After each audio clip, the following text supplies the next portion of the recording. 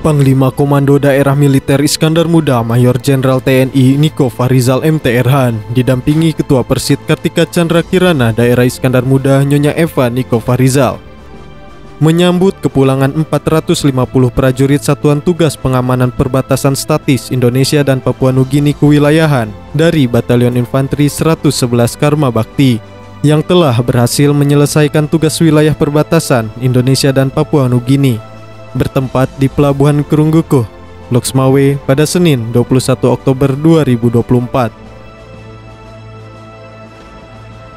Dalam amanatnya, Pangdam Iskandar Muda menyampaikan apresiasi dan penghargaan yang tinggi atas dedikasi dan kerja keras prajurit Yonif 111 Karma Bakti selama melaksanakan tugas menjaga perbatasan RI PNG. Pangdam juga mengakui tantangan berat yang dihadapi para prajurit di medan tugas. Dengan medan yang sulit dan terbatasnya fasilitas, para prajurit dituntut untuk memiliki ketahanan fisik dan mental yang prima.